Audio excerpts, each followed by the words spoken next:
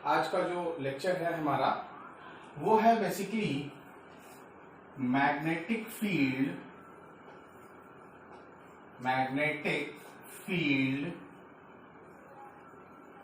Due to a bar magnet. Magnetic field due to a bar magnet, ठीक है ना। मतलब कि अगर हमारे पास कोई बार मैग्नेट है, हमने उसे स्पेस में कहीं पर रखा, तो उस बार मैग्नेट के सराउंडिंग किसी भी पॉइंट पर, ठीक है ना, किसी भी पॉइंट पर मैग्नेटिक फील्ड का मैग्नीट्यूड और उसका डायरेक्शन क्या होगा, यही टॉपिक आज का इस लेक्चर का है, ठीक है ना। अब जो भी पिछले लेक्चर्स में हमने सीखा, ठीक है ना, और जिन लोगों ने भी मेरा पिछला लेक्चर नहीं देखा होगा, मैं उसका लिंक का डिस्क्रिप्शन में डाल दूंगा, ठीक है ना। आप चाहें तो वहां से रेफरेंस ले सकते हैं। अदरवाइज हम आगे बढ़ें तो जो भी हम magnetic field due to bar magnet पढ़ेंगे, तो लास्ट लेक्चर की बात करें, लास्ट लेक्चर में हमने देखा था कि बार मैग्नेट, ठीक है ना, और मैग्नेटिक डायपोल, बार मैग्नेट और मैग्नेटिक डायपोल, ठीक है ना, ये दोनों ही इक्विवेलेंट है, ठीक है ना। ये दोनों ही क्या है? इक्विवेलेंट।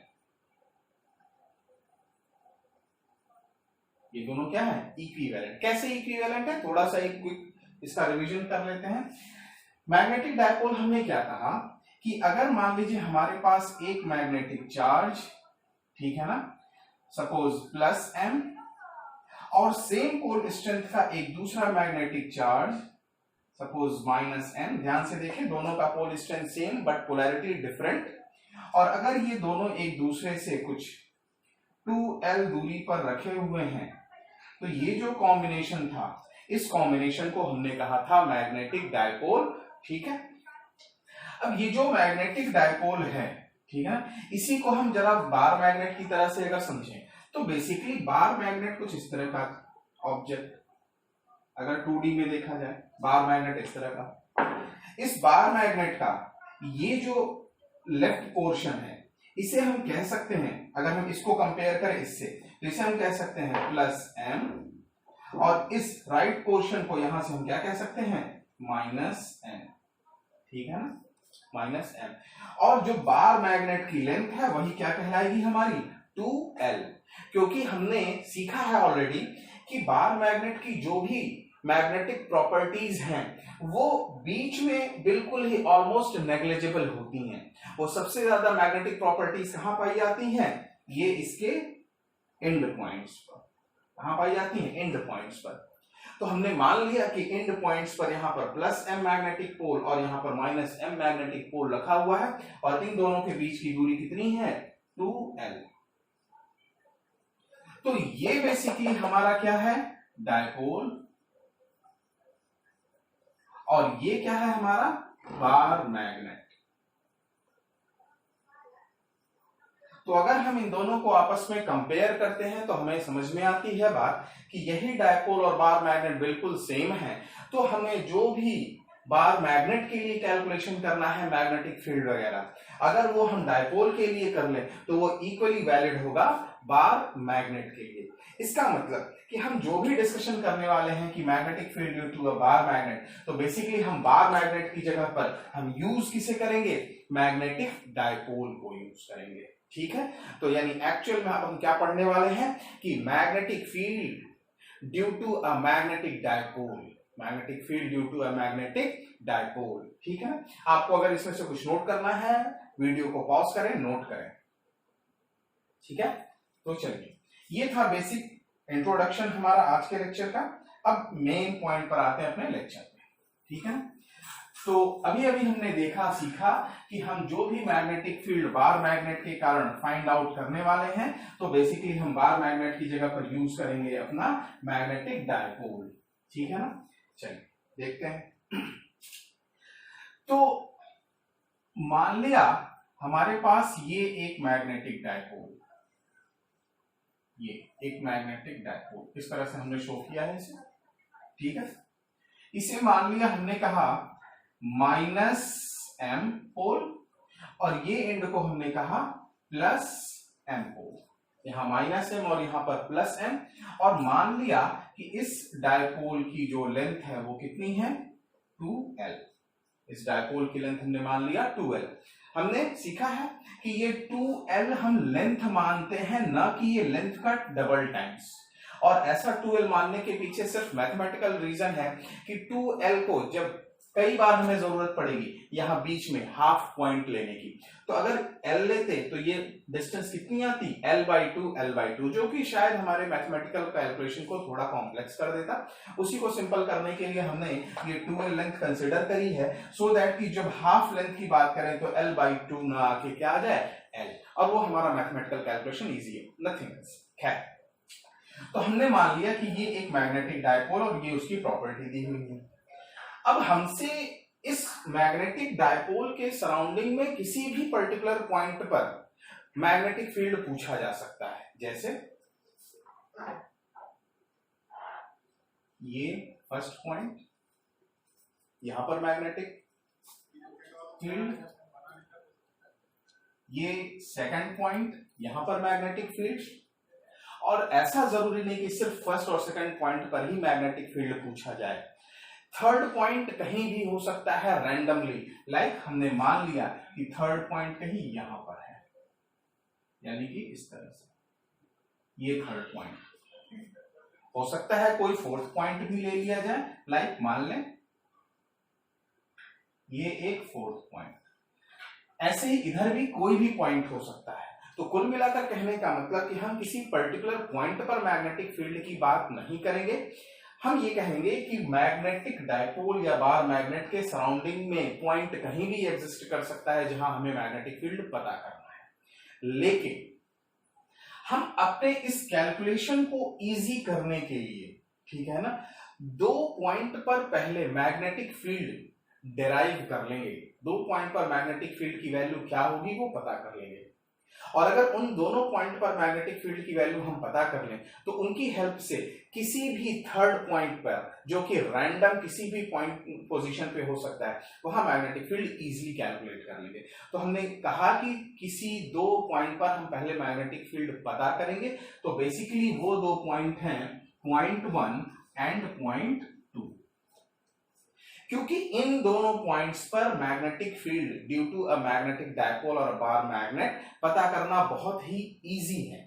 तो अगर हम पॉइंट 1 और 2 पर अलग अलग मैग्नेटिक फील्ड की वैल्यूज पता कर लें तो इनकी हेल्प से हम किसी भी random point like third point, fourth point या इधर की तरफ कोई भी पॉइंट फिफ्थ हो तो वहां पर हम मैग्नेटिक फील्ड की वैल्यू इजीली पता कर सकते हैं। ठीक, तो यहां पर हम जो सबसे पहला कैलकुलेशन करेंगे, ठीक है ना, वो हमारा क्या होगा कि magnetic field due to a bar magnet और due to a magnetic dipole at a point which lies along the axis of a dipole। इस पॉइंट को हम क्या बोलते हैं? along the axis of dipole। तो क्या है हमारा magnetic field due to a dipole. अब यहां पर मैंने सिर्फ डायपोल लिखा है तो आपको कंफ्यूज होने की जरूरत नहीं। ऑब्वियस सी बात है कि अगर मैग्नेटिक टॉपिक चल रहा है तो ये डायपोल भी कौन सा है? Magnetic dipole. ठीक है, तो magnetic field due to a dipole on the axis of dipole, on the axis of dipole. अब हम ये पता करते हैं। ठीक है, चलिए देखते हैं। अब एक केस हम मानते हैं, ठीक है ना, फिगर यहीं पर दोबारा से रीड्रॉ कर लेते हैं सिंप्लिसिटी के लिए, सो दैट कि सारी कैलकुलेशंस एक बार में ही बोर्ड पर आ जाए, हमें कोई रब करने की जरूरत ना पड़े। तो इसका फिगर हम यहां बनाते हैं, ध्यान से देखें आप। हमने एक डायपोल कंसिडर किया इस तरह से, ठीक है, यहां मान लिया माइनस m, यहां मान लिया हमने प्लस m, ठीक है ना। अब ये इस तरह से डायपोल का इमेजिन करें कोई एक्सिस है, डायपोल की एक्सिस है, इसको हमने इमेजिन किया। आपको कहा गया कि इस डायपोल के, अच्छा डायपोल की जो लेंथ है वो अंडरस्टूड है, अगर ना भी लिखें तो आप याद रखें 12 हमने माना है। तो डायपोल का ये सेंटर पॉइंट मान लिया हमने इसे सी कह दिया, ठीक है। तो इस सेंटर पॉइंट से आर दूरी पर, सेंटर पॉइंट से कितने दूरी पर, आर दूरी पर कोई पॉइंट हमने कंसीडर किया पी। ध्यान से देखें, एक मैग्नेटिक डायपोल, प्रॉपर्टीज दी हुई हैं, उसके सेंटर से आर दूरी पर एक पॉइंट पी, और पॉइंट पी कहां पर है, तो on the axis of dipole, इधर है on the axis of dipole. और यहां इस पॉइंट पी पर अगर हमें मैग्नेटिक फील्ड पता करने को कहा जाए तो चलिए देखते हैं, समझते हैं कैसे पता करेंगे। तो यहां पर बेसिकली हमने लास्ट लेक्चर में सीखा है कि किसी मैग्नेटिक पोल के कारण किसी पॉइंट पर मैग्नेटिक फील्ड कितना होता है। तो याद करें क्या है कि अगर कोई पोल जिसकी पोल स्ट्रेंथ m है उससे r दूरी पर मैग्नेटिक फील्ड की बात की जाती है तो वो कितना होता है, B is equal to mu naught upon 4 by m by r square. याद है?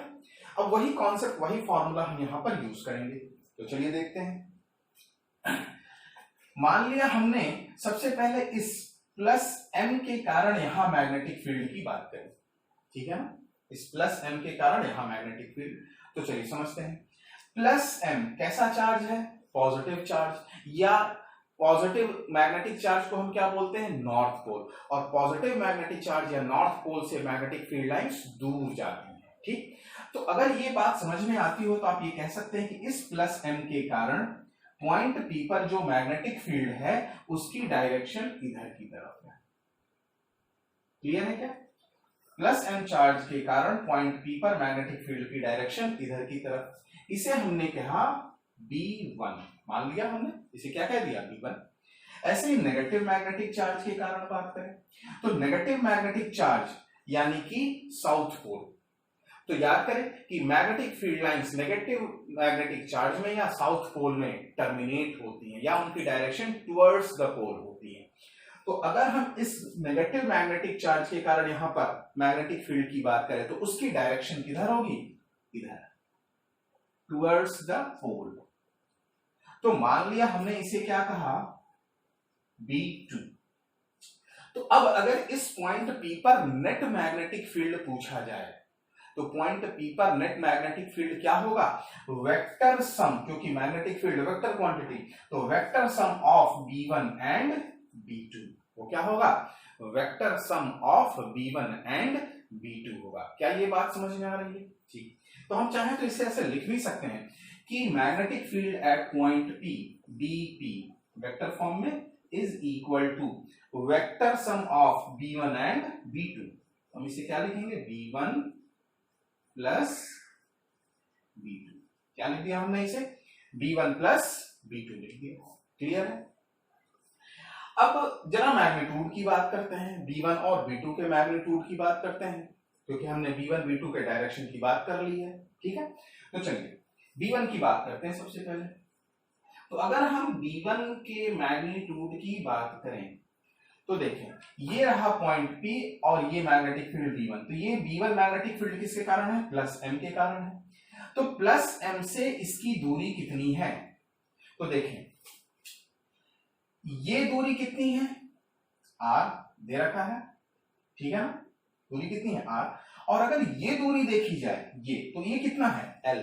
देखें ये टोटल लेंथ 2l, तो ये लेंथ कितना हो गया, l। तो ये पूरी डिस्टेंस r और ये डिस्टेंस l, तो ये डिस्टेंस कितनी बची, r माइनस l। क्लियर है? तो मैग्नेटिक फील्ड की वैल्यू क्या लिखी जाएगी, म्यू नॉट अपॉन 4 पाई, याद करें m बाई आर स्क्वायर होता है, तो m क्या है, पोल स्ट्रेंथ, तो यहां पे पोल स्ट्रेंथ m, तो m अपॉन और r स्क्वायर यानी कि डिस्टेंस, तो ये डिस्टेंस अभी अभी हमने सीखा कितना, r माइनस l, तो कितना हो जाएगा, r माइनस l का होल स्क्वायर। क्लियर है? ये हमने पता कर लिया B1 की वैल्यू, ठीक है।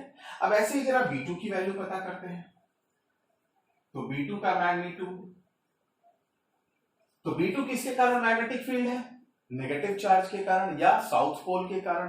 तो चलिए B2 की वजह से अगर हम पता करें तो ये डिस्टेंस देखिए कितनी है r और ये डिस्टेंस कितनी है l। तो ये टोटल यहां से यहां इस पोल की दूरी कितनी हो जाएगी r प्लस l।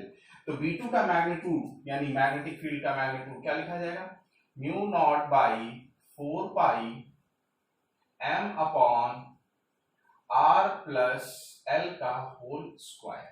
यानी ये हमने क्या लिख लिया, B1 एंड B2 दोनों का मैग्नीट्यूड लिख लिया। ठीक है, अब देखिए यहां पर अभी हमने बात करी कि जो यहां पर नेट मैग्नेटिक फील्ड होगा वो B1 B2 का वेक्टर सम होगा, यानी कि इसको सम करते समय ऐड करते समय हमें डायरेक्शन का ख्याल रखना पड़ेगा। अब आप जरा खुद से सोचें लॉजिक लगाकर कि B1 का मैग्नीट्यूड बड़ा है या B2 का मैग्नीट्यूड बड़ा है, किस मैग्नेटिक फील्ड का मैग्नीट्यूड बड़ा है। क्लियर है, तो चलिए देखें इसको हम मैथमेटिक्स से और लॉजिक से दोनों से समझने की कोशिश करेंगे। तो सबसे पहले हम मैथमेटिक्स लगाते हैं। तो ध्यान से देखें B1 और B2 में mu naught m by 4 pi, mu naught m by 4 pi common है। यहां पर r माइनस l है, यहां पर r प्लस l है। तो यहां पर डिनोमिनेटर छोटा है और यहां डिनोमिनेटर बड़ा है। तो अगर डिनोमिनेटर छोटा होता है तो पूरी वैल्यू क्या होती है, बड़ी, और डिनोमिनेटर बड़ा होता है तो टोटल वैल्यू क्या होती है, छोटी। क्लियर है ये बात, मैथमेटिक्स की बात। तो अगर हम मैथमेटिकली देखें तो ये डिनोमिनेटर छोटा तो वैल्यू बड़ी, डिनोमिनेटर बड़ा तो वैल्यू छोटी। यानी कि हमें क्या समझ में आया कि magnitude of B1 is greater than magnitude of B2। Clear है क्या? अच्छा, इस चीज को हम लॉजिकली भी समझ सकते हैं। कैसे? दोनों पोल स्ट्रेंथ क्या है, सेम, और ये पॉइंट P किसके पास है, किस पॉइंट के पास ज्यादा है। तो आप देखें प्लस m चार्ज के पास या नॉर्थ पोल के ज्यादा पास में है लेकिन साउथ पोल से दूर है। तो आप खुद से सोच सकते हैं कि इसका कारण मैग्नेटिक फील्ड यहां पर ज्यादा होगा और इसके कारण मैग्नेटिक फील्ड यहां पर कम होगा। यानी कि ये जो कंक्लूजन हमने देखा ये चाहे मैथमेटिक्स से चाहे लॉजिक से आप दोनों तरीके से देख सकते हैं। तो सोचें B1 की वैल्यू बड़ी यानी इधर और B2 की वैल्यू कम यानी इधर। तो हमें एक बात समझ में आ रही होगी कि जो नेट मैग्नेटिक फील्ड होगा उसकी डायरेक्शन भी टुवर्ड्स राइट होगी। नेट मैग्नेटिक फील्ड की वैल्यू किधर होगी, टुवर्ड्स राइट। तो अब हम क्या लिख सकते हैं कि magnitude of net magnetic field यानी कि magnetic field at point BP is equal to, क्या लिख सकते हैं हम, B1 माइनस B2। अब B1 B2 की वैल्यूज हमें पता है, उन्हें रखते हैं, सॉल्व करते हैं। तो ये क्या आ जाएगा B1 माइनस B2। तो देखें B1 की ये वैल्यू, B2 की वो वैल्यू। तो एक स्टेप थोड़ा सा अगर आप समझ पाए मैथमेटिक्स में, तो म्यू नॉट m बाई 4 पाई क्या दोनों से कॉमन आ जाएगा क्या? हाँ बिल्कुल कॉमन आ जाएगा। तो हम उसे कॉमन ले लेते हैं। क्या आएगा, mu naught m by 4 pi और यहां पर क्या बचेगा, 1 अपॉन r माइनस l का square minus 1 upon r plus l का स्क्वायर। क्लियर है? देखें इस इक्वेशन से वैल्यूज यहां रखा और रिटर्न बनाना होगा। ठीक है ना। अब ये क्या बन जाएगा, देखें अगर हम इसे देखें तो ये क्या बनेगा, तो r प्लस एल का whole square minus r minus l का होल स्क्वायर, और ये दोनों टर्म्स आपस में क्या हो जाएंगे, मल्टीप्लाई हो जाएंगे। ठीक है ना। तो देखिए क्या बनता है ये, तो देखिए a माइनस बी और a प्लस बी का होल स्क्वायर लिख सकते हैं। यानी ये क्या बन जाएगा, a स्क्वायर माइनस बी का होल स्क्वायर टाइप्स चीज। क्लियर हो रही है मैथमेटिक्स से? देखिए या ऐसे लिखे हम इसे, r प्लस एल का whole square minus r minus l का होल स्क्वायर अपॉन, देखिए ये स्क्वायर दोनों में है तो इसे हम r minus L into r plus l का होल स्क्वायर कह सकते हैं डिनोमिनेटर में। तो r minus L r plus L, तो क्या हो जाएगा r square minus l square का होल स्क्वायर, यानी ये क्या बन गया, r square minus l square का होल स्क्वायर, और मल्टीप्लाई में यहां पर ये छूट गया है, यहां पर आप लिखें into mu naught m by 4 pi, mu naught m by 4 pi. Clear है क्या? देख लें। अब इसे स्क्रीन को पॉज करें, नोट करें, ठीक है। अब इसको हम यहां पर कंटिन्यू करते हैं, तो देखें क्या हो जाएगा ये।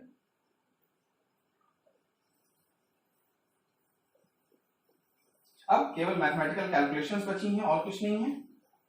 तो चलिए इसको हम यहां पर सॉल्व करने की कोशिश करते हैं। तो क्या आ जाएगा, dp का मैग्नीट्यूड इज इक्वल टू, देखिए इन दोनों ब्रैकेट्स को अगर हम थोड़ा ओपन कर दें, ठीक है ना, तो ये दोनों ब्रैकेट्स क्या हो जाएंगे, देखें mu naught m by 4 pi, और देखिए होगा r square plus l square plus 2RL minus r square minus l square plus 2RL plus 2RL, ठीक है ना, upon r square minus l square का होल स्क्वायर, ठीक है। ये देखें, तो देखें ये टर्म ये टर्म ये टर्म और ये टर्म आपस में क्या हो गए, कैंसिल हो गए। तो क्या बचा, ये is equal to mu naught m by 4 pi, और यहां पर ये बचा है 2L इंटू आर। ध्यान से देखें, सॉरी 4, ये है 4L into r upon r square minus l square का होल स्क्वायर, ये इस तरह से बचा। क्लियर है? अब देखिए यहां पर हम ये मानेंगे कि अगर ये जो L की वैल्यू है वो R से बहुत स्मॉल है, L की वैल्यू क्या है, R से बहुत स्मॉल, ठीक है ना। तो अगर L की वैल्यू को R से बहुत स्मॉल माने, क्योंकि बेसिकली आपको एक बात बता दें कि ये जो डायपोल का कॉन्सेप्ट मानते हैं, ठीक है, हम ये मानते हैं कि डायपोल के लेंथ के कंपैरिजन में ये पॉइंट काफी दूरी पर है, ठीक। तो अगर हम इस तरह का कंपैरिजन माने तो हम यहां पर कहेंगे कि L is very very less than R। तो अगर हम ये एजम्पशन माने तो क्या हो जाएगा, L is very very less than R, तो सोचिए उसका स्क्वायर तो और स्मॉल हो जाएगा, यानी हम क्या कहेंगे कि R स्क्वायर के कंपैरिजन में L स्क्वायर को हम इग्नोर कर सकते हैं। याद रखें, इसके एजम्पशन के बाद हम लिखेंगे कि अगर L की वैल्यू R से बहुत स्मॉल है तो L स्क्वायर को R स्क्वायर के कंपैरिजन में हम इग्नोर कर सकते हैं। और अगर हम ऐसा इग्नोर करेंगे तो ये टर्म क्या बन जाएगा, देखें म्यू नॉट एम, और थोड़ा सा यहां पर मैथमेटिक्स, ये 4LR, तो हम इसे ऐसे लिख रहे हैं 2L इंटू 2R। समझ में आया? लिखने के पीछे एक खास रीजन अभी अपने आप आपको समझ में आएगी बात, अपॉन 4 पाई, और चूंकि हमने क्या कहा कि L स्क्वायर को R स्क्वायर के कंपैरिजन में इग्नोर करेंगे तो यहां पर सिर्फ और सिर्फ क्या बचेगा, R स्क्वायर, और R स्क्वायर का स्क्वायर यानी R टू दी पावर 4, तो ये क्या हो गया, R टू दी पावर 4। क्लियर है? अब देखें ऑलमोस्ट रिजल्ट आ चुका है हमारा। कैसे, ये m इंटू 2L, ये पूरा टर्म देखें आप, ये m इंटू 2L, याद करें क्या चीज है ये है dipole moment of a magnetic dipole, ठीक है ना। और इस R से ये एक पावर कैंसिल होकर क्या बन जाएगा, क्यूब बन गया। तो चलिए देखते हैं आगे क्या आता है रिजल्ट हमारा। तो अब हम फाइनल रिजल्ट की तरफ बढ़ रहे हैं, और जो हमारा फाइनल रिजल्ट आया वो क्या है कि dp magnitude is equal to mu naught by 4 pi, as it is copy हो गया, म्यू नॉट बाई 4 पाई, ठीक है ना। और ये स्मॉल m इंटू 2l, जैसा अभी हमने देखा, ये क्या चीज है, dipole moment of the magnetic dipole, जिसे कि हम कैपिटल M से रिप्रेजेंट करते हैं, कैपिटल M। R कैंसिल हो चुका है और एक यहां पर 2 बचा, तो बेसिकली हम इस 2 को यहां पर लिख लेते हैं 2m अपॉन, और यहां डिनोमिनेटर में आप देखें तो सिर्फ और सिर्फ क्या बचा, R क्यूब, तो 2m अपॉन R क्यूब। ये रहा हमारा फॉर्मूला, ये है हमारा फाइनल फॉर्मूला। तो ये जो फाइनल फॉर्मूला है, अब समराइज करेंगे, समझें कि ये फॉर्मूला हमें क्या दे रहा है, magnitude of magnetic field due to a bar magnet at a point along its axis which is at a distance r from the center of dipole। और साथ ही साथ एक assumption कि ये फॉर्मूला सिर्फ और सिर्फ तभी वैलिड है जब हम ये माने कि ये जो डिस्टेंस r है ये लेंथ ऑफ डायपोल के कंपैरिजन में वेरी लार्ज है, ठीक है ना। अदरवाइज ये जो assumption मान के ये हमने कैलकुलेशन किया, ये कैलकुलेशन हम तब नहीं कर सकते हैं। तो ये रहा हमारा फॉर्मूला, ये फॉर्मूला क्या है, along the axis। और डायरेक्शन के बारे में हमने ऑलरेडी डिस्कस किया था कि v1 की वैल्यू ज्यादा है, v2 की वैल्यू कम है, तो डायरेक्शन इधर की तरफ, ठीक है, क्लियर है।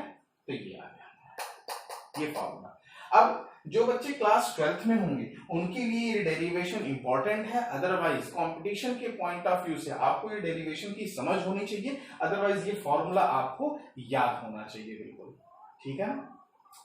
तो जैसा हमने कहा था कि हम 2 पॉइंट पर मैग्नेटिक फील्ड डिराइव करेंगे और उन दोनों की हेल्प से हम किसी भी रैंडम थर्ड पॉइंट पर मैग्नेटिक फील्ड आसानी से कैलकुलेट कर सकेंगे। तो हमने पहले पॉइंट पर मैग्नेटिक फील्ड निकाल लिया, ये रहा उसका फॉर्मूला। अब हम आगे बढ़ेंगे कि जो सेकंड पॉइंट था, ठीक है ना, वहां पर मैग्नेटिक फील्ड किसी डायपोल की वजह से क्या होगा, ठीक है। आप स्क्रीन को पॉज करें, कॉपी कर लें, फिर आगे बढ़ते हैं, ठीक है। चलिए देखते हैं। तो अब हम आगे बढ़ेंगे और यहां पर पता करेंगे कि मैग्नेटिक फील्ड किसी डायपोल की वजह से एक ऐसे पॉइंट पर पता करना है, ठीक है ना, जो कि डायपोल के एक्सिस के परपेंडिकुलर है। वो पॉइंट कहां पर है, डायपोल के एक्सिस के परपेंडिकुलर है। मतलब इस तरह से हमने कहा कि ये एक मैग्नेटिक डायपोल, ये एक मैग्नेटिक डायपोल, मान लिया ये -m और ये क्या है +m, ठीक है ना, -m और +m। जैसा कि हम हर बार कर रहे हैं, इस डायपोल की लेंथ हमने मान ली कितना 2l। ये सपोज इसका सेंटर पॉइंट है, तो हमने क्या कहा कि जो सेकंड पॉइंट है वो कहां पर है, इस मैग्नेटिक डायपोल के एक्सिस के परपेंडिकुलर, ठीक है ना, बाइसेक्टर लाइन पे परपेंडिकुलर। तो बाइसेक्टर लाइन ये रही और परपेंडिकुलर ये, यानी ये पॉइंट। इसका एक और स्पेशल नाम होता है, बोलते हैं इसे इक्वेटोरियल पॉइंट। इसे हम क्या बोलते हैं, इक्वेटोरियल पॉइंट। तो आप चाहे तो इसे कहें इक्वेटोरियल पॉइंट या इस मैग्नेटिक डायपोल के, ठीक है ना, परपेंडिकुलर बाइसेक्टर पे पॉइंट, ठीक है। तो आप जिस भी नाम से इसे समझें, बट आपको कॉन्सेप्ट समझ में आना चाहिए कि हम इस पॉइंट P पर मैग्नेटिक फील्ड की वैल्यू पता करेंगे due to this magnetic dipole या बार मैग्नेट। और ये जो डिस्टेंस है, सपोज इसको मान लीजिए हमने C कहा है, तो ये जो डिस्टेंस CP है, CP ये डिस्टेंस हमने मान लिया कितना है R, यानी ये पूरी की पूरी डिस्टेंस यहां से यहां कितनी है R है। क्लियर है, ठीक है। तो अब इस पॉइंट पर हम मैग्नेटिक फील्ड पता करते हैं, तो चलिए देखते हैं। चलिए, +m के कारण यहां पर मैग्नेटिक फील्ड कितना होगा, कैसे होगा, समझते हैं। तो देखिए +m अगर इसे हम कंसिडर करें तो इसके कारण मैग्नेटिक फील्ड यहां पर अलोंग द लाइन इस तरह से होगा, इस तरह से। क्यों, क्योंकि ये पॉजिटिव चार्ज है और पॉजिटिव चार्ज या नॉर्थ पोल, तो इससे मैग्नेटिक फील्ड लाइंस दूर जाएंगे। तो हमने मान लिया कि इसको हमने कहा B1, मान लिया। ऐसे ही जरा नेगेटिव चार्ज के बारे में बात करते हैं। तो नेगेटिव चार्ज ये है। अब नेगेटिव चार्ज है या हम कहें कि ये साउथ पोल है, तो इसके कारण जो मैग्नेटिक फील्ड है वो टुवर्ड्स द पोल होगा, यानी इसके कारण मैग्नेटिक फील्ड इधर की तरफ, इसके कारण मैग्नेटिक फील्ड इधर की तरफ। ये क्या हो गया? V2 हो गया, ठीक है ना। तो ये V1 पॉजिटिव है और ये V2 नेगेटिव है के कारण, और ये दोनों मैग्नेटिक फील्ड हैं। तो जो नेट मैग्नेटिक फील्ड आएगा वो इस V1 और V2 के वेक्टर सम के बराबर होगा। यानी कि हम एक्सप्रेशन क्या लिख सकते हैं? Net magnetic field at point P। देखें, net magnetic field at point P, ठीक है ना। ये किसके बराबर होगा? तो vector sum of magnetic field due to 1 plus vector sum of magnetic field 2। देखें, ठीक है ना। तो अब इतनी बात तो हमें समझ में आ गई। अब मैथमेटिकल कैलकुलेशन है, और वो भी मैथमेटिकल कैलकुलेशन बेसिकली वेक्टोरियल है। चलिए समझते हैं। देखें, हमने ऑलरेडी माना है कि ये point C mid of the dipole है और ये पॉइंट P इसके बाइसेक्टर पर है। तो एक बात समझ में आनी चाहिए कि ये एंगल और ये एंगल आपस में इक्वल होंगे। क्लियर है? मान लिया इस एंगल को हमने कहा अल्फा और इसे भी हमने क्या कह दिया? अल्फा मान लिया हमने। तो चले देखें, अगर ये एंगल अल्फा है तो B2 का जरा कंपोनेंट समझने की कोशिश करते हैं। तो ये जो B2 है इसके दो कंपोनेंट्स आएंगे, एक कंपोनेंट इधर की तरफ और एक कंपोनेंट इधर की तरफ, B2 का। ध्यान से देखें B2 के कंपोनेंट। तो अगर ये अल्फा है तो ये भी कितना है? अल्फा। तो B2 का ये कंपोनेंट कितना हो गया? B2 cos अल्फा, और B2 का ये कंपोनेंट कितना हो जाएगा? आप देखें तो इसे हम क्या लिख सकते हैं? B2 sin alpha. देखिए, ये B2 था, magnetic field due to this negative charge या साउथ पोल, और उसके दो कंपोनेंट्स हमने यहां पर कंसीडर कर लिए। अब ऐसे ही ये B1 है, तो B1 के भी कंपोनेंट्स की बात करते हैं जरा, ठीक है। तो B1 के कंपोनेंट्स की बात करें तो B1 का एक कंपोनेंट इधर की तरफ आएगा, इधर, और एक कंपोनेंट ये इधर की तरफ आएगा। अब जरा पता करते हैं, अगर ये अल्फा है, ठीक है ना, ये देखिए अल्फा, तो ये भी कितना आ जाएगा? अल्फा। तो ये जो कंपोनेंट है वो कितना हो गया? B1 cos अल्फा, और ये कंपोनेंट कितना हो गया हमारा? B1 sin alpha. यानी हमने दोनों मैग्नेटिक फील्ड्स B1 B2 के कंपोनेंट्स देख लिए, वर्टिकल में और हॉरिजॉन्टल में। क्लियर? अब जरा इन B1 B2 की वैल्यूज के बारे में बात करते हैं, ठीक। तो देखिए, ये B1 sin अल्फा ऊपर है और ये B2 sin अल्फा नीचे है। तो अब जरा B1 B2 के मैग्नीट्यूड की बात करते हैं। तो चलिए देखा जाए मैग्नीट्यूड की बात। ये जो डिस्टेंस है, ये डिस्टेंस देखिए, ये डिस्टेंस समझ में आ रहा होगा, ये डिस्टेंस और ये डिस्टेंस सेम है क्या? बोला, देखिए, ये डिस्टेंस और ये डिस्टेंस सेम, मैथमेटिकली कह सकते हैं। तो मान लिया कि ये डिस्टेंस कितनी है? y, तो ये डिस्टेंस भी कितनी हो जाएगी? y। y की वैल्यू कितनी है अभी हम उस पर चर्चा नहीं कर रहे हैं, अभी हम सिर्फ मान लिए कि ये लेंथ और ये लेंथ ट्रायंगल का y है और इक्वल है। तो जरा B1 की बात अगर करी जाए तो क्या B1 को हम ऐसे लिख सकते हैं कि B1 का magnitude is equal to, B1 का magnitude is equal to mu naught by 4 pi m upon y square. देखें, होल स्ट्रेंथ m और ये डिस्टेंस कितनी है? y, तो m upon y square magnitude. ऐसे ही अगर हम B2 के मैग्नीट्यूड की बात करें, अगर मान लिया जाए कि हम B2 के मैग्नीट्यूड की बात कर रहे हैं, तो B2 का मैग्नीट्यूड हम क्या लिख सकते हैं कि B2 का मैग्नीट्यूड इज इक्वल टू, तो पोल स्ट्रेंथ m और ये डिस्टेंस y, तो क्या लिखा जाएगा? Mu naught by 4 pi m by y का स्क्वायर। ध्यान से देखें कि जो B1 का मैग्नीट्यूड है और B2 का मैग्नीट्यूड है वो दोनों आपस में क्या है, सेम है। ठीक, तो जरा आप यहां पर वर्टिकल कंपोनेंट्स की बात करें तो B1 साइन अल्फा ये भी है और ये क्या है, B2 साइन अल्फा। तो साइन अल्फा तो दोनों में कॉमन, और B1 और B2 का मैग्नीट्यूड सेम। तो एक बात समझ में आ रही होगी कि B1 sine alpha is equal to B2 sine alpha. देखें, B1 B2 का मैग्नीट्यूड बराबर और साइन अल्फा तो ये बराबर, यानी एक बात समझ में आ गई कि वर्टिकल कंपोनेंट्स एक दूसरे को क्या कर देंगे, कैंसिल कर देंगे। देखें, वर्टिकल कंपोनेंट्स एक दूसरे को क्या कर देंगे, कैंसिल। तो अगर वर्टिकल कंपोनेंट्स एक दूसरे को कैंसिल कर देंगे तो सिर्फ और सिर्फ कौन सा कंपोनेंट बचा, हॉरिजॉन्टल कंपोनेंट।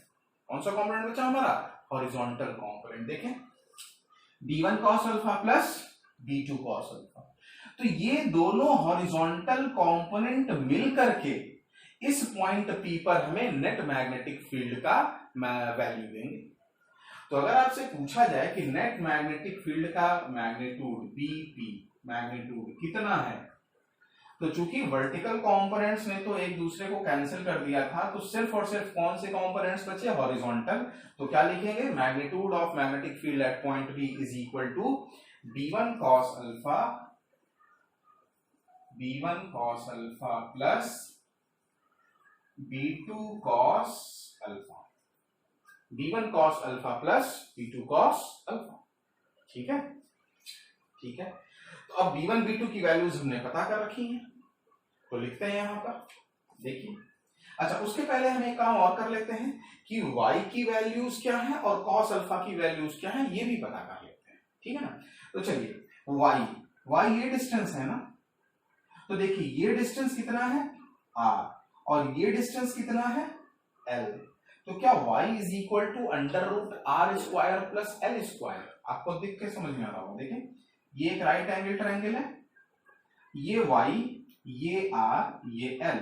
तो क्या हम ऐसे कह सकते हैं कि y is equal to under root l square plus r square कहा जा सकता है। ऐसे cos अल्फा की वैल्यू की अगर हम बात करें, क्योंकि cos अल्फा का टर्म आने वाला है आगे कैलकुलेशन में, तो cos अल्फा की वैल्यू पता करेंगे। तो cos alpha is equal to क्या होता है, base upon hypotenuse.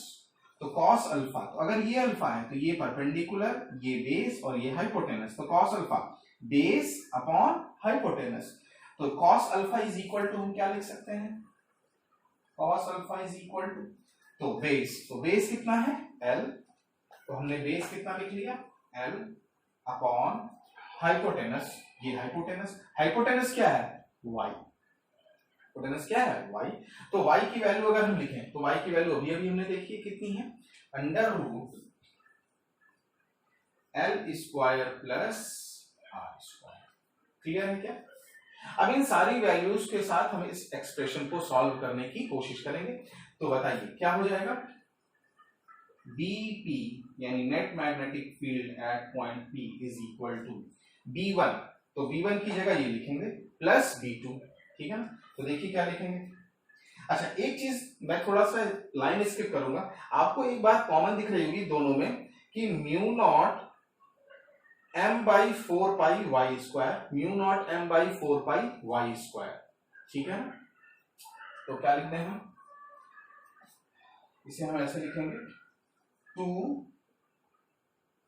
Mu naught by 4 pi m upon y square cos alpha. समझ में आया ये कैसे लिख दिया हमने, कैसे लिखा देख ले भाई। B1 B2 का मैग्नीट्यूड तो सेम है ना, देखिए जो बोला मैंने, B1 B2 का मैग्नीट्यूड क्या है, सेम। तो अगर दोनों का मैग्नीट्यूड सेम है तो ये 2 टाइम्स हो जाएगा। ठीक है, तो 2 टाइम्स B1 cos अल्फा या 2 टाइम्स B2 cos अल्फा। तो देखें 2 टाइम्स और B1 या B2 जिसकी भी वैल्यू की आप बात करें वो ये रहा और cos अल्फा। ठीक है, अब y और अल्फा की वैल्यूज यहां से हम लिखते हैं cos अल्फा की वैल्यूज। तो देखिए क्या हो जाएगा, is equal to 2 times mu naught by 4 pi m upon y square अगर लिखें तो क्या आ जाएगा, वाई ये है तो वाई का स्क्वायर करेंगे तो क्या आ जाएगा, l square plus r square into cos alpha. तो कॉस अल्फा की वैल्यू कितनी है, l upon under root l square plus r square. ये टर्म बन गया। ठीक है, देख लें आप, स्क्रीन पॉज करें, नोट करें। ठीक है, आगे बढ़ते हैं। यहां पर हम नोट करते हैं ड्यू टू स्पेस क्रंच, क्योंकि स्पेस थोड़ा कम है बोर्ड पर और कैलकुलेशंस ज्यादा हैं, तो हमें कई बार चीजों को रब करना पड़ रहा है। चलिए देखते हैं इस कैलकुलेशन को, यहां कंटिन्यू करते हैं हम। तो चलिए देखें, तो मैग्नीट्यूड ऑफ बीपी वो कितना आ जाएगा, तो देखिए म्यू नॉट बाई 4 पाई, यहां से लिखा हमने म्यू नॉट बाई 4 पाई। देखिए ये m यानी पोल स्ट्रेंथ, और ये क्या है 2l, m और इंटू 2l। तो 2l बेसिकली लेंथ का डबल नहीं है, 2l basically length of the dipole है। तो m into length of dipole क्या होता है, magnetic moment of the dipole. तो हम इसे क्या लिखेंगे, m। क्लियर है, देखिए 2ml, तो m इंटू 2l, तो कैपिटल M अपॉन ये दोनों देखिए, इसको हम लिख सकते हैं पावर 1/2, इसकी पावर 1, तो क्या पावर 3/2 आ जाएगा। तो इसे हमने क्या लिख दिया, r square plus l square power 3/2। Clear है क्या। और जैसा कि अजम्पशन अभी हमने लास्ट वाले डेरिवेशन में भी देखा था, तो वही अजम्पशन हम यहां मानेंगे कि if r is very very greater than l, if r is very very greater than l, यानी कि हम ये मान रहे हैं कि जो डायपोल है वो स्मॉल है, और डायपोल के कारण जिस पॉइंट पर हमें फील्ड की वैल्यू पता करनी है वो पॉइंट डायपोल से बहुत लार्ज दूरी पर है, तो r की वैल्यू l से बहुत बड़ी। तो सोचिए अगर r की वैल्यू l से बहुत बड़ी है तो r स्क्वायर की वैल्यू l स्क्वायर से बहुत ज्यादा बड़ी, तो हम क्या कर सकते हैं कि आर स्क्वायर के कंपैरिजन में एल स्क्वायर को इग्नोर कर सकते हैं। स्पेशल केस की बात कर रहे हैं, इसके कारण आर स्क्वायर के कंपैरिजन में एल स्क्वायर को इग्नोर कर देंगे। तो अगर हमने एल स्क्वायर को इग्नोर कर दिया, क्या कर दिया, इग्नोर, तो आप समझिए जरा, अगर एल स्क्वायर को इग्नोर किया हमने तो क्या बचा, आर स्क्वायर पावर 3/2, तो आर स्क्वायर पावर 3/2 यानी आर क्यूब। यानी फाइनल हमारा रिजल्ट क्या आया कि magnetic field BP magnitude is equal to mu naught by 4 pi m by r cube. ध्यान से देख लें, समझ लें इस चीज को, और स्क्रीन पॉज करके कॉपी कर लें ताकि फिर हम दोनों डेरिवेशंस को समराइज करें। ठीक है, क्लियर है। चलिए अब दोनों डेरिवेशंस को जरा समराइज करते हैं और चीजों को और गहराई से समझने की कोशिश करते हैं, हम थोड़ा सा डीप अंडरस्टैंडिंग की बात करते हैं हम। ठीक है ना, चलिए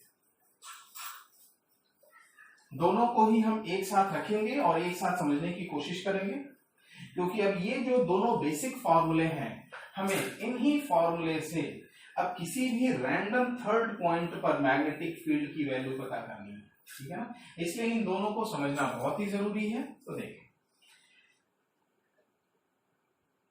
along the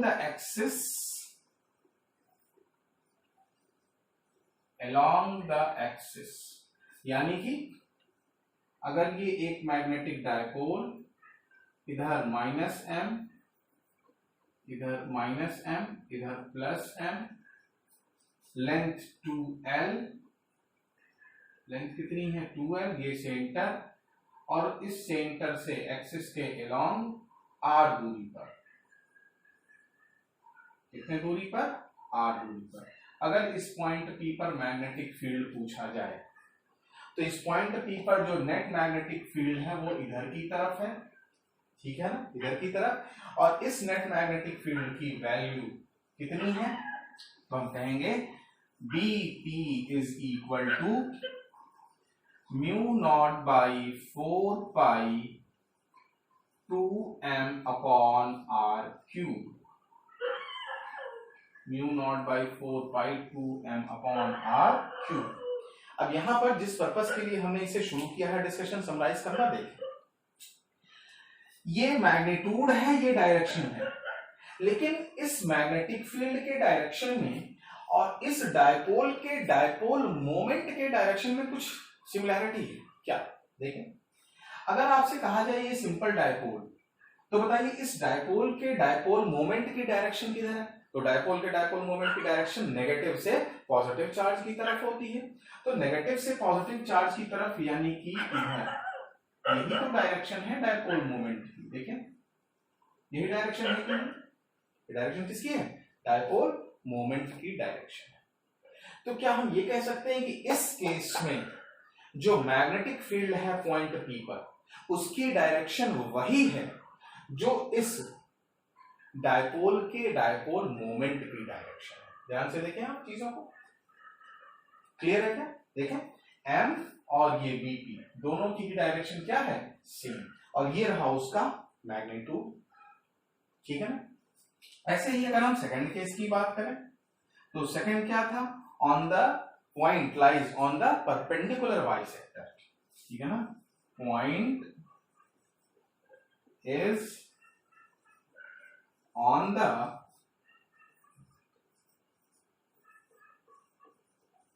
perpendicular bisector, point is on the perpendicular bisector, ठीक है। चलिए देखें, तो अगर ये एक डायपोल हमने कंसीडर किया, ठीक है, ये डायपोल कंसीडर किया हमने, ये मान लिया हमने -m, ये मान लिया हमने +m, ठीक है, और ये परपेंडिकुलर बाइसेक्टर पे ये कोई पॉइंट था। तो याद करें इस पॉइंट पर P पर जो मैग्नेटिक फील्ड आया रिजल्टेंट वो इधर आया था, BP, ये इधर आया था, क्लियर है क्या, BP इधर आया था, और जो डायपोल मोमेंट है इसका वो इधर की तरफ है, कैपिटल M, देखें, याद करें अभी डेरिवेशन सीखा हमने, BP किधर है, टुवर्ड्स लेफ्ट, और डायपोल मोमेंट किधर है, इधर की तरफ है। और यहां पर जो BP का मैग्नीट्यूड आया था, BP का मैग्नीट्यूड वो कितना आया हुआ है, BP का मैग्नीट्यूड, तो म्यू नॉट बाई 4 पाई, ठीक है ना, M upon R cube, mu naught by 4 pi M upon R cube, ठीक है, mu naught by 4 pi M upon R cube. तो ध्यान से देखें, इसमें मैग्नेटिक फील्ड का डायरेक्शन और डायपोल मोमेंट का डायरेक्शन दोनों एक दूसरे के अपोजिट है, और यहां पर मैग्नेटिक फील्ड और मैग्नेटिक मोमेंट का डायरेक्शन दोनों क्या है, सेम। इसीलिए कई बार जब इस एक्सप्रेशन को वेक्टर फॉर्म में लिखते हैं, याद रखें कैसे लिख रहे हैं हम, वेक्टर फॉर्म में, क्योंकि देखिए ये मैग्नीट्यूड फॉर्म में है, जैसा देखिए यहां पर हमने लिखा है मैग्नीट्यूड फॉर्म में।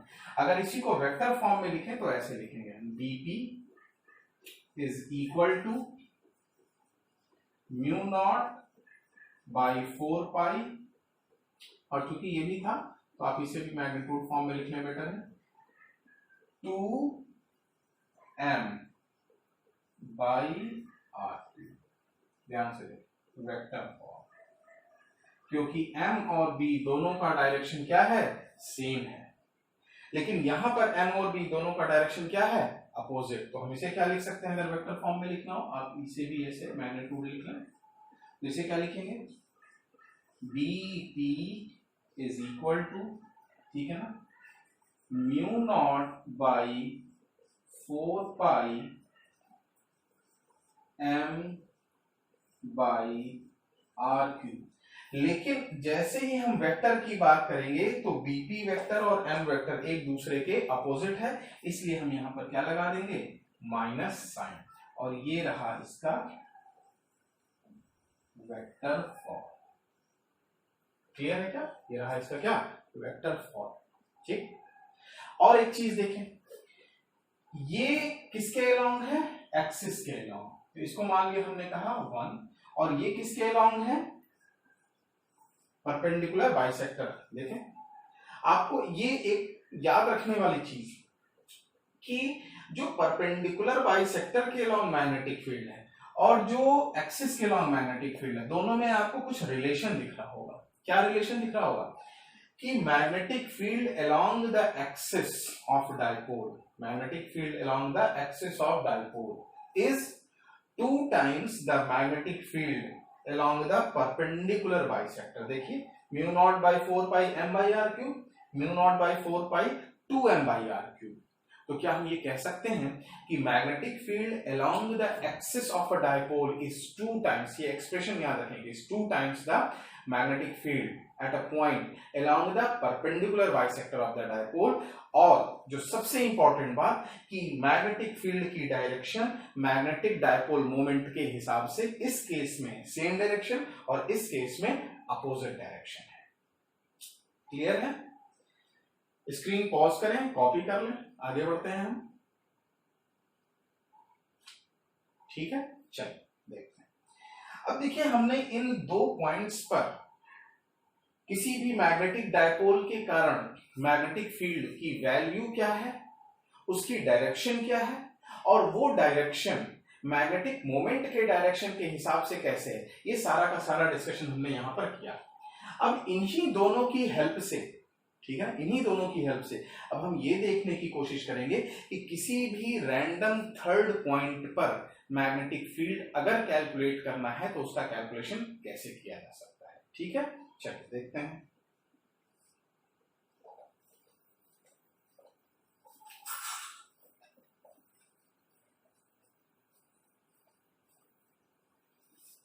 तो आप डाल लें कि मैग्नेटिक हेडिंग कि magnetic field eight a point, magnetic field eight a point, magnetic field eight a point due to a magnetic dipole, due to a magnetic dipole which is not along the axis and not on the perpendicular bisector of the axis। मतलब वो point कहीं भी random हो सकता है। मतलब क्या है कहने का? देखें, जैसे मान लिया आपसे कहा गया कि ये एक डायपोल है, ठीक है ना, ये क्या है? डायपोल है, ठीक है। चलिए देखें, मान लिया आपसे कहा गया ये एक डायपोल है, ठीक है ना, और इस डायपोल के कारण आपको ये डायपोल, ठीक है ना, यहां पर मान लिया नेगेटिव चार्ज, यहां पर मान लिया पॉजिटिव चार्ज, ठीक है ना। इसकी लेंथ है 2l, इसकी लेंथ कितनी है? 2l, ठीक है। इसके कारण इसके सेंटर से मान लिया r दूरी पर एक पॉइंट है P। ये दूरी कितनी मान ली हमने? r, और ये एंगल हमने कितना मान लिया? थीटा। अब ये r और थीटा की वैल्यू कुछ भी हो सकती है, लेकिन इसमें ध्यान देने वाली बात कि ये थीटा कहां से लिया गया है। तो याद रखें, theta is from the positive m side. ये ध्यान देने वाली बात, क्योंकि इसमें गलतियां होती है। थीटा कहां से है? पॉजिटिव m साइड से। और अगर अब इस पॉइंट पर हमें मैग्नेटिक फील्ड पूछा जाए तो क्या होगा? ठीक है, चलिए देखते हैं। अब ये कैलकुलेशन बहुत ही सिंपल है। अगर हमें मैग्नेटिक डाइपोल मोमेंट का कॉन्सेप्ट समझ में आता हो और जो अभी हमने 2 डेरिवेशन सीखे यानी अलोंग द एक्सिस और परपेंडिकुलर बाइसेक्टर पे, अगर ये कॉन्सेप्ट समझ में आते हो तो इस पॉइंट P पर मैग्नेटिक फील्ड कैलकुलेट करना बहुत आसान। कैसे? देखें, अगर आपसे कहा जाए कि यहां पर एक ये डायपोल है और इस डायपोल के सेंटर से r दूरी पर पॉइंट P, तो यहां पर मैग्नेटिक फील्ड, तो यहां पर मैग्नेटिक फील्ड क्या इधर की तरफ है? अगर ये -m है और ये +m है तो यहां पर मैग्नेटिक फील्ड इधर की तरफ है। तो देखें, अभी हमने डिस्कस किया आपसे ये कि यहां पर जो मैग्नेटिक फील्ड है वो किसके अलोंग है? along the direction of dipole moment, along the direction of dipole moment। तो चलिए, अगर ये एक डायपोल है तो इसके डायपोल की डायरेक्शन क्या इधर ही है, m। देखें, अगर ये एक डायपोल मान लिया जाए तो उसके डायपोल मोमेंट की डायरेक्शन इधर ही होगी। हाँ बिल्कुल होगी। और ये डायपोल मोमेंट कैसी क्वांटिटी है, वेक्टर क्वांटिटी है।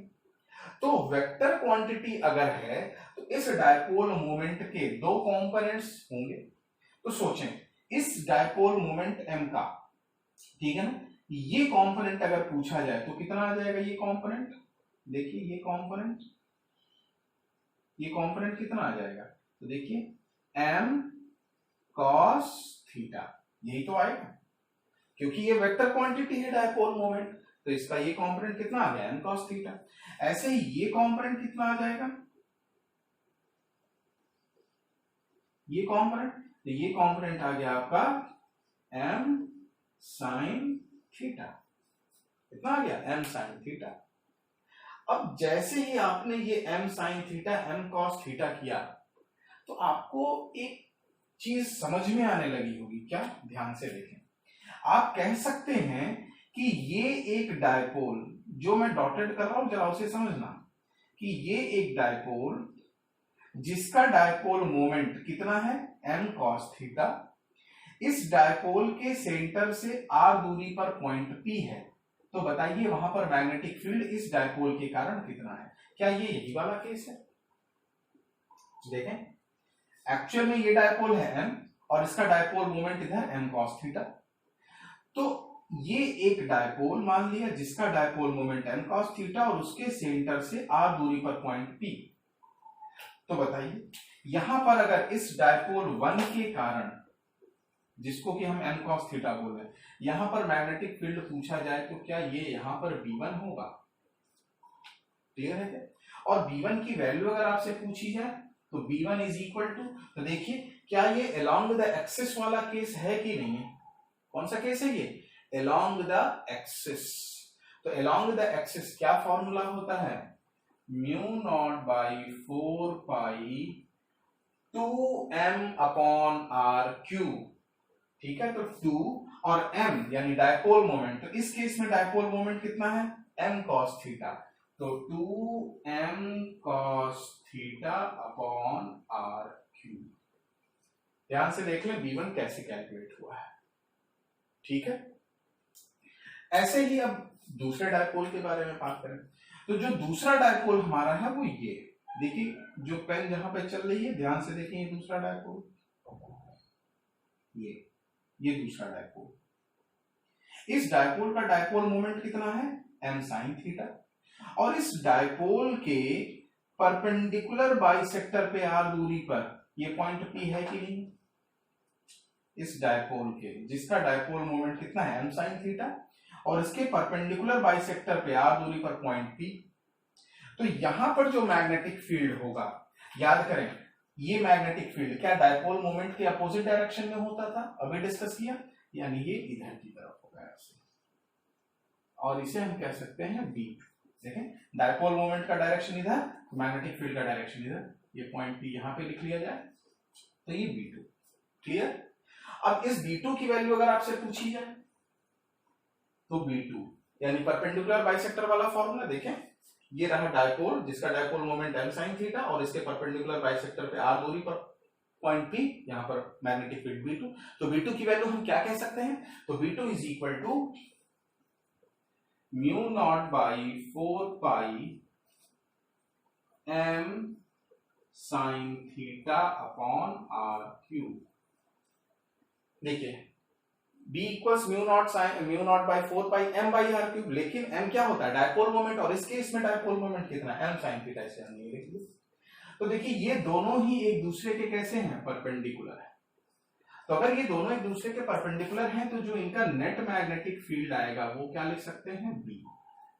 तो चूंकि इनके बीच का एंगल कितना है, 90 डिग्री, तो नेट मैग्नेटिक फील्ड B की वैल्यू क्या लिखी जाएगी, तो B is equal to under root B1 square plus B2 square.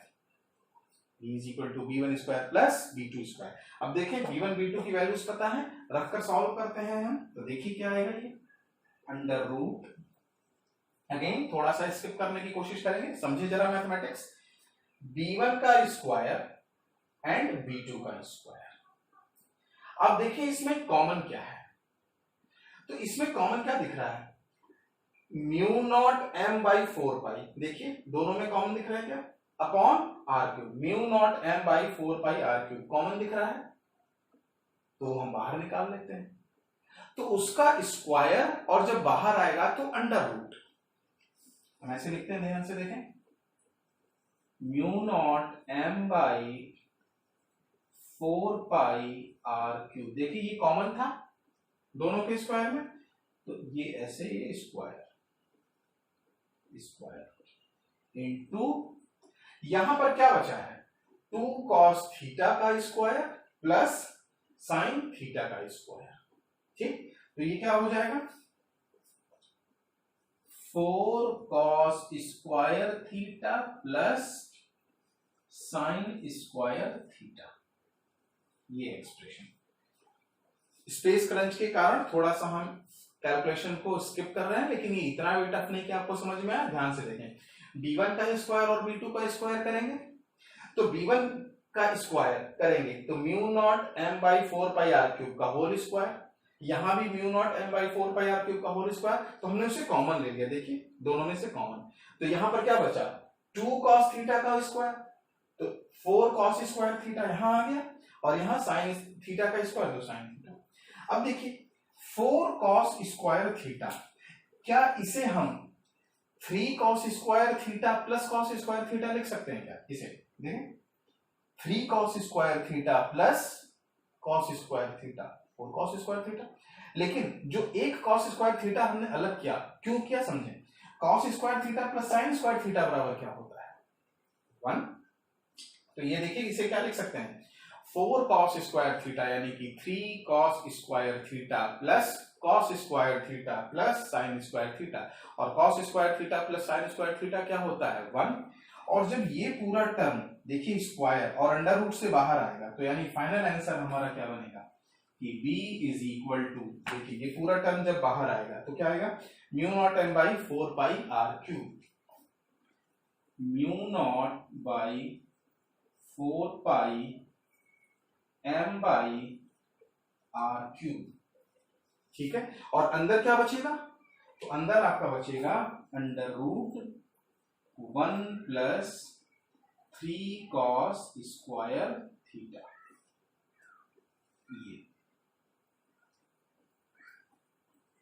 ये आपका फाइनल यहां पर इस रिजल्टेंट मैग्नेटिक फील्ड बी की वैल्यू है। क्लियर है, ध्यान से देख लें एक बार इसे, ठीक है, आप स्क्रीन पॉज करें, कॉपी कर लें, ठीक है, चलिए आगे बढ़ते हैं। तो ये जो मैग्नेटिक फील्ड बी की वैल्यू आई है, ये क्या है कि किसी गिवन डायपोल के कारण किसी भी रैंडम पॉइंट, और ये रैंडम पॉइंट क्यों कह रहे हैं, क्योंकि देखिए ये डिस्टेंस सेंटर से आर कुछ भी हो सकती है, और ये एंगल 0 से होते हुए 90 से होते हुए 180 से होते हुए 270 से 360 कुछ भी हो सकता है। तो अगर हम एंगल थीटा की वैल्यू चेंज करें तो वो पॉइंट इस तरह से रोटेट करते हुए कहीं भी जा सकता है, तो ये हमने देख लिया। और एक्चुअल में अगर आपसे कहा जाए तो यही फॉर्मूला अगर आप याद रखें अपने दिमाग में, तो इस फॉर्मूले से आप किसी भी गिवन पॉइंट पर मैग्नेटिक फील्ड पता कर सकते हैं। कैसे, देखते हैं जरा। हमने भले ही सीखने के लिए शुरुआत में अलोंग द एक्सिस के लिए अलग फॉर्मूला डिराइव किया, ठीक है ना, ये वाला, और परपेंडिकुलर बाइसेक्टर के लिए अलग फॉर्मूला डिराइव किया, ये वाला, लेकिन अगर आप इस फॉर्मूले को यूज करें तो आपको इस फॉर्मूले से ये दोनों ही मिल जाएंगे। कैसे, समझते हैं, देखते हैं, आइए।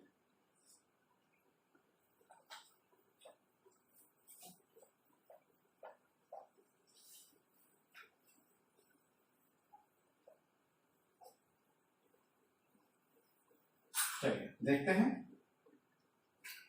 मान लिया हमारे पास ये एक मैग्नेटिक डायपोल, ठीक है ना, ये -m, ये +m, लेंथ एज यूजुअल जैसा कि हमने देखा 12। अब अगर इसके एक्सिस पर कोई पॉइंट यहां से r दूरी पर है p, तो ये दूरी कितनी मान ली हमने, r। ये दूरी कितनी मान ली, r। अगर आपसे पूछा जाए कि इस पॉइंट P पर मैग्नेटिक फील्ड कितना है, तो आप क्या बोलते हैं, इस पॉइंट P पर magnetic field B is equal to mu naught by 4 pi 2m by r cube. यही तो कहते हैं, हमने सीखा था। अब जरा देखते हैं कि ये फॉर्मूला यहां से कैसे आएगा। तो आप खुद से सोचें, अगर पॉइंट P यहां पर है तो cos थीटा की वैल्यू कितनी है, 0। आप अपने पे कॉपी पे देखें नोट्स में पीछे, आपको बात समझ में आएगी। ऐसे ही तो था, देखिए अगर हमने एक पॉइंट P, जो भी डेरिवेशन सीखा उसमें पॉइंट P ऐसे ही तो लिया था, और ये एंगल कितना था, थीटा। तो सोचिए अगर वो पॉइंट P यहां आ गया तो थीटा की वैल्यू 0 हो गई या नहीं हो गई, हाँ बिल्कुल 0 हो गई। तो सोचिए अगर ये थीटा की वैल्यू 0 है तो इस फॉर्मूले में हम थीटा की जगह क्या रख दें, 0। तो आप सोचिए इस फॉर्मूले में अगर हम थीटा की जगह 0 रखें तो क्या आएगा, b is equal to mu naught by 4 pi m by r cube, और ये cos 0, और cos 0 की वैल्यू 1, उसका स्क्वायर करेंगे तो 1, यानी क्या आ जाएगा 1 प्लस 3 4, और उसका अंडर रूट करें तो 2, यानी कि इंटू कितना आएगा,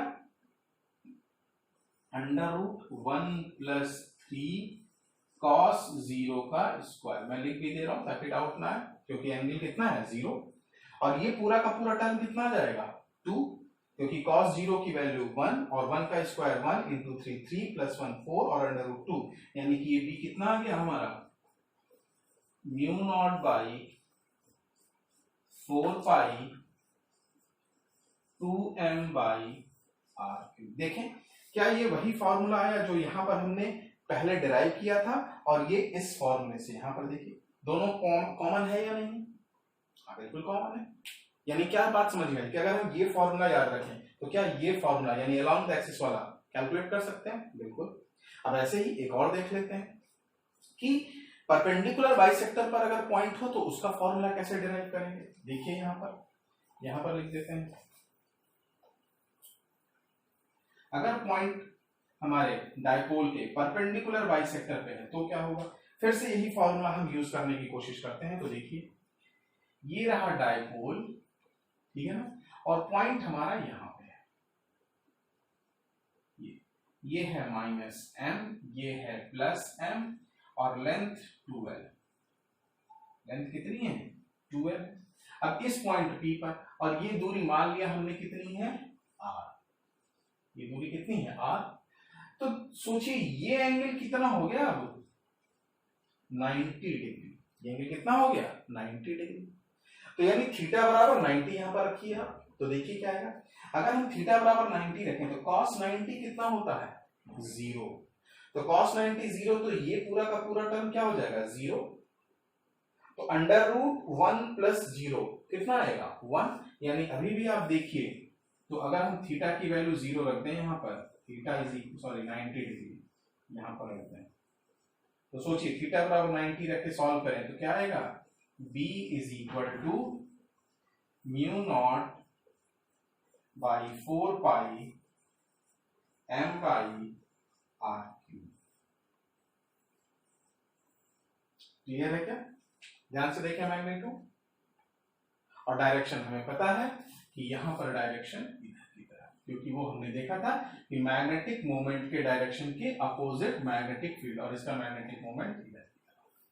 क्लियर है क्या, यानी इस तरह से अगर हमें कोई भी पॉइंट किसी भी रैंडम पोजीशन पे दिया हो, बस हमें क्या पता होना चाहिए कि उस पॉइंट का डायपोल के सेंटर से डिस्टेंस, और वो पॉइंट, ठीक है ना, डायपोल मोमेंट से कितने एंगल पर है, यानी थीटा की वैल्यू, तो हम उस पॉइंट पर मैग्नेटिक फील्ड इजीली कैलकुलेट कर सकते हैं।